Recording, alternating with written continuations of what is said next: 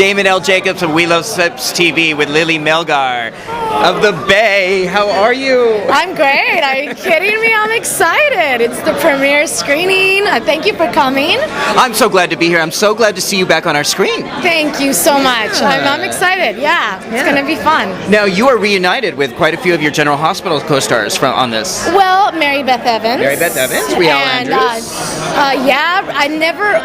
I don't know if I worked with Rial. I don't know if we were on at the You two were on at different sides, but you were definitely on opposite sides of the Sunny situation, but not on at the same time. It wasn't George Alvarez playing that role at the time. That's and right. George is my buddy. I love George. Right. And I never got to work one-on-one with Rial, but I think he's an amazing actor, great human being. I'm excited that he's on board. Tristan Rogers, I mean, come on, yay! But I had never had the pleasure to work with Tristan before. Well, actually, that's not true. I did on Bold and the Beautiful. That's right, you were on Bold and the Beautiful. Yeah. So it's been a while. Bold and the Beautiful. Bold and the Beautiful. Bold and the Beautiful. I'm going to say that 3 times fast. So what made you, how did the Bay come across? How did this project come to you? I had worked with Gregory on his last 2 films, Sebastian and Lights Out, and I enjoyed the process so much that when he asked me to do the Bay, I said, hell yeah, why not? And tell us about your character on the Bay. She's saucy, fiery, manipulative, fiercely loyal to the ones she loves, sexy, confrontational. Her name is Janice? Her name is Janice Ramos, and she is Mary Beth Evans' character, Sarah Garrett's main nemesis.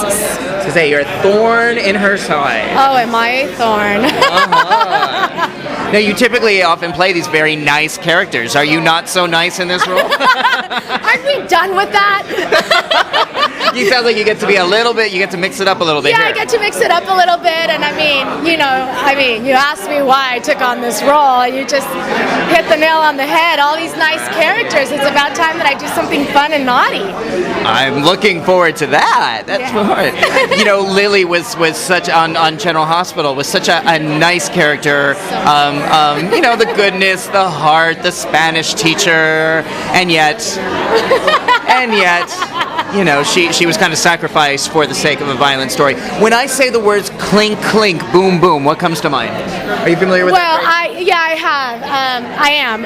I have been recently told by many that it was one of the most epic deaths on daytime, and that they call it clink, boom. Right. So I've been recently educated on this. I know that it was a devastating event to some, and a very exciting one to others. So there you go. Right. Well, what's interesting about that is that it has made an impression. Even 14 years later, that storyline is continuously referred to. Recently, there was sort of a flip of that when Sonny was responsible for a car exploding that hurt his daughter. I heard about that. Lily's presence is still with us, even though she's not on the show. I heard about this, and I recently bumped in. Vanessa and I were actually very good friends, and we recently bumped into each other. So, of course, when I heard that she's coming back, I wanted to tune in as much as possible, but I'm busy. So I was tuning in the other day. I was just flipping through the channels, and I'm like, oh, great, General Hospital. I seen Maurice and Vanessa talking about Lily's death. The tear comes down his face as he says, when I died, and now he couldn't believe that he did this recreation of it. And she said, oh, well, I understand you would have never done that, blah blah blah blah. The point is that they were talking about my character, and he was still crying about it, and I'm like, oh my gosh, it's such an honor to have been able to play a character that ended up being such a part of the character evolution of Maurice Benard for Sonny. Absolutely. So and Lily's spirit is still very alive constantly on the show, and that's much of I think the heart and the spirit you brought to her is still celebrated. Sort of these explosive type stories have kind of become routine on General Hospital, for lack of a better word, but that was the first time we had really seen that, and it really had a strong emotional impact, and still to this day. Yeah, it was the first wife, the first killed in a car bomb. Yeah. The first. She was pregnant. She was pregnant. I was pregnant, for God's sake. That's so sad. Yeah, I know. Yeah, it was sad stuff. And it was a time back on GH when there weren't the teasers. They didn't leak the story. Right. So it was really that element of surprise. It was shocked. I was watching it that day, and I was shocked. I did not know that was coming. Yeah. I did not think that they would kill off a pregnant woman in the middle of a story like that. Forever, he was still in love with Brenda and had a different kind of love for Lily. But when Lily left him, he chased her, got on his knees, and cried and begged her on that airplane to come back and said, "You are now my life. You and that child. I do love you." And then she's gone. Tragic. Very Tragic. And again, I think that's why it lives with us so many years later. Yeah. You know? Lily, you've done a lot of interviews and a lot these years. What's one thing that we don't know about you? Tell me one thing that has not been asked of you in these interviews. Gosh, I'm such an open book. What do people not know about me? Oh, I just talked about that. But that I've been directing, that I produced a film, but I recently did talk about this. So it hasn't come out yet, so you'll be the first to know that I actually directed the opening video sequence of the Spice Girls reunion tour. That's something people didn't know. Hey, you heard it first here. We love soaps. Wow. Yeah. So, wow. Well, Lily, I want to thank you for taking some time to speak with me, and that is very exciting about your directory. Is this your debut? It was. It's already happened. I'm just saying, people are wondering what I've been doing and stuff, so a nice little anecdote that I've done is, you wouldn't picture me directing something for the Spice Girls. It's kind of odd. I hadn't put that together, and yet it makes sense in a very cool way. Yeah. All right, Lily, thank you so much for taking time. I am here with the legendary, beautiful, and talented Jacklyn Zeman. It's so good to see you again. Thank you, especially under these circumstances. It is good. So a year ago when we spoke, we kind of reviewed the history of Bobby Spencer and talked about some changes in the industry, some not so good, some okay. But here we are a year later celebrating this innovative creative show, The Bay. Yeah. And last time we talked, you were at my house. We were in my living room talking. A gorgeous living room, might I say. And you gave me your book, which I absolutely loved. Okay, we're going to play that over and over. So you liked Absolutely Shouldless? Yes, I loved it. And I read, I keep it by my bed because you're my friend and you signed it for me. And I love it when I have something that's hand-signed by the person who wrote it. And I think it was a great book. So I think you're going to make me cry. I'm bringing it up. It's a little book plug because it's worth reading. So Absolutely Shouldless. And Damon wrote it and it's wonderful. Thank you. Okay, we're going to get back to you. Thank you. So, I was so excited to report a few weeks ago that you were joining the Bay.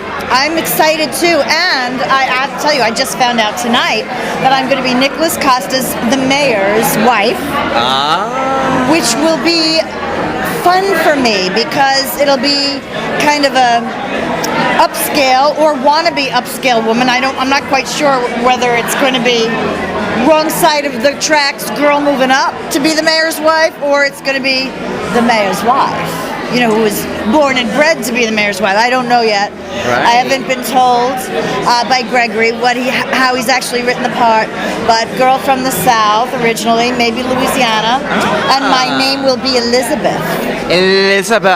Which I just found out 5 minutes ago, so I'm very excited. Hot off the presses. Elizabeth. That's great. Yeah. So, you've definitely, Bobby was definitely a woman from a poor background who worked very hard to struggle and pull herself up by her bootstraps. Yes, wrong side of the tracks girl, but yes, I'm told became a bit of a role model over the years, which I always loved it when people would say that to me because I felt like it kind of elevated what was going on in the storyline by trying to bring some positive vibes to the story. So, which I always try to do, if it's possible with the character. Because I think in real life everybody makes mistakes, everybody has regrets, everybody has, I wish I could have done that better. But I think if you lead with the best of intentions, everything, you'll always be okay. And I think if you play a part with longevity on a soap opera and you have a character that leads with their heart, that the audience will relate to that, because I think it's human nature to want to do that. I think they relate to it and they learn from it. You've helped countless, millions of women cope with some issues in their lives, surviving domestic violence, even losing a child, things that people have gone through, and they've been able to kind of have Bobby as I don't want to say role model, but just a connection to someone who can overcome adversity. Yeah, you were so good on instant recall and everything that's gone on with my character all these years. You're so good. You have good memory. Well, one of the things that soaps have always been able to do, I think, is to connect with an audience in this way. And I think this is what's so exciting now about the Bay and about the internet series, because these stories can be told, and they can be told without network interference. Yes. Sponsors. Yippee. And it's sort of getting back into the hands of the creative people. As people walk through our camera, that's okay. It's sort of the creative aspects get back in the hands of the writers and the directors, such as Gregory, and the people that are really producing this. Exactly. And tonight we get to see a lot of Gregory, who told me he was editing till 9 o'clock this morning. Okay. So what we're going to see tonight, he says, it's actually not finished, but it's good. At least you'll see what's going on. So I guess he's got a few surprises for all of us. Interesting. Now, are you still doing the radio show? No. Okay. We've taken a break from the radio show. Okay. But I just came back from last night at 1:30 in the morning. Came back from a wonderful trip to Hartford, Connecticut. There was a Women's Health Expo there, and I was there to raise money for leukemia research. And I have to tell you, Damon, these women were amazing. We were there 2 days, and my sister Lauren came with me, and I was there with Jane Alyssa, who designs beautiful, beautiful clothing, and I've worked with for many years to raise money for leukemia. And people were so generous. These women were so generous. I mean, in today's day and age, in this economy, with what's been going on with people's finances and people, houses foreclosing and people not having jobs, people were donating money and coming in, and some people were giving like their last dollar, their last $5, or didn't even have $5. We're putting it on a credit card to say, I don't even have any more money with me today, but I want to give something.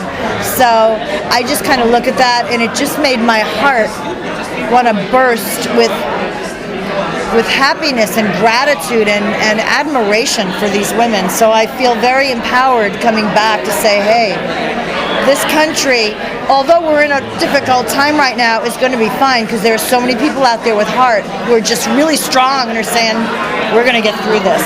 That's amazing. I talk a lot on my blog about how the news is always about how horrible things are going, and then you hear things like this, how in the middle of this, people are still giving and they're still reaching out and they're helping others, and that you're helping to spearhead that. Well, thank you. Yeah. Well, leukemia has been close to my heart for a lot of years. And Jane Alyssa has done, in New York, an event every year, like Daytime Meets Nighttime, and it's, the Broadway show. Stars would come in and sing, and the daytime people would do these like fashion shows and model her clothes. So it's been wonderful events over the years. And this year we did not have it, but there's the walk in October, for leukemia, which is coming up. So and you'll be doing that? And I don't know yet if I'm going to go to New York for that, but a lot of the money that we were raising over the weekend will be put towards that, under that evening. So, what drives you to want to continue to give to others and to spearhead these events? For a long time, I never realized in all the years, I'm so lucky, have worked as an actress, now for 35 years straight, 33 as Bobby Spencer, 2 years as Lana McLean, and never going without a paycheck until 2 years ago when I went off contract on General Hospital and became recurring. Which our viewers know how I feel about that, but not cool. But it taught me something. I always had more than I needed. And I didn't know that I had more than I needed because it was just normal to me to have what I had because I worked hard. And now that I've gone the last 2 years and did not have a steady paycheck coming in all the time, and I've had to be more careful and having daughters in college and really be much more careful about money, because when you don't have a check coming in every week, everything you spend is coming out of your savings or out of what you might make if you get your next job. I begin to realize what's going on in this country, and now I'm really in tune to what's happening with people in their lives and how different it is when you have to be much more thoughtful and make choices, and sometimes they're hard choices. So to get back to answer your original question, I feel that, all of us have to give in different ways. And for a long time, many years, it was easy for me to give money because I had money. And somebody said to me once a long time ago, yeah, but the hard part is when you learn to give, it's easy to give what's easy to give. It's harder to give what's not convenient to give. Right. So if I have to go somewhere and I have to pay to get myself there, or I have to, donate time or donate money, it makes me feel good about myself, and it makes me feel good that I have that connection to other people who are doing the same thing. So important. It's such important life lessons, and I do think it's through these challenges that we learn about ourselves and are sometimes pushed to learn these new things. Yeah, because we all have to help each other. We all have to help each other. We have to love one another and help each other. That's what life is all about. I think we're all put on this planet to learn about love, and there's all kinds of love. Sure is. Some of us, we learn about loving romance. We get our hearts broken when we're young. About love of family, our parents, our siblings, our children, our marriage. There's all kinds of love. So, when you look at your journey and you say, oh, what kind of love am I learning about now, or have I learned about? I think it's a lot of self-discovery in that. And I love that you are doing this, that you're on this journey, and you've, for better or for worse, have had to learn these lessons over the last couple of years. And I also hope that things, I'm sure that you will come out to the other end and have a chance to express what you've learned. Use this in your creative work, as you're doing in the Bay. Yes, it will be. Once we start shooting, I can't wait. Yeah. But I appreciate hearing that. And, again, it's with so many people now. I've been talking to a lot of actors from As the World Turns that have now lost their jobs, and Guiding Light that lost their jobs last year. The upside and the silver lining is that sometimes we're forced creatively, we're propelled into new areas or to try new things that we wouldn't have tried otherwise. And I see you now as someone who is having to learn some lessons and try some new things. And I know that on screen we're going to see some amazing efforts, that some amazing things that are going to come out of that. So I hope so. It's good. Yeah. It is good. Like you say, it's interesting. It's fun. And still maybe the book. I want you to read the Jacklyn Zeman story, the book. I actually have a couple of different things in mind, and I think I'm just about ready to sit down and write that book. All right. So thank you for your support and for nudging me along the way to do that. I will have the autographed copy by my bed too. So. Thank you. All right, Jackie. I'm here with Andrea Evans. Tell us what's going on. And I've been asked to join the cast here of the Bay, so hopefully everything will work Even out. just being asked is hopeful news to us soap fans who not only love the genre but also love your work and really appreciate your contribution to daytime. Well, thank you very much. And just how much we would love to see you again on our screens, even if it's our computer screens. Nothing wrong with a computer screen. So now you used to live in New York, or do you live in LA now, or is this? Yes, I live in the Los Angeles area.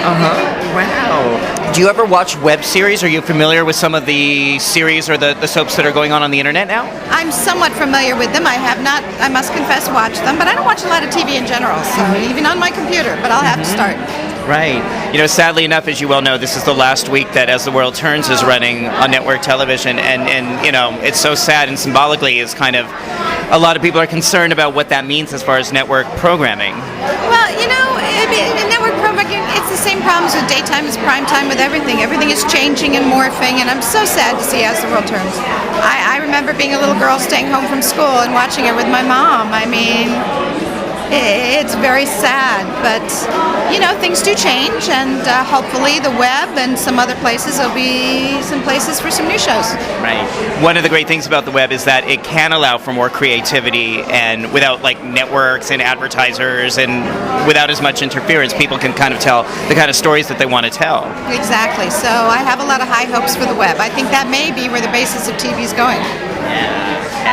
Now, you have done two roles that I love on daytime. One is Tina on One Life to Live, obviously, but I am also a huge fan of Tawny from Bold and the Beautiful. I just gotta thank say. you. I really love that performance. It was really fun, and I got to reprise it a little bit on Young and the Restless this year, which was a lot of fun. So. Yes. Yeah. Yes, but in my, nobody asked me, but in my opinion, we would get to see more Tawny, because I think Amber needs some guidance in her life. I hear from fans that she does. So, I don't know if Tawny's the right one to give her guidance, but she certainly would try. She really would try. Yeah. What have you been doing recently to keep busy, and what have you been doing in your creative effort? Well, I have a film coming out. In fact, it's debuting in Tel Aviv this month, called The Hit List, and I'm doing that. I just told you I just reprised the role, and I've been otherwise busy being a mom. Oh, wonderful. Which do you like better, New York or California? Equal. Yeah. I do. I love them both. When I'm in one, I miss the other. Yeah.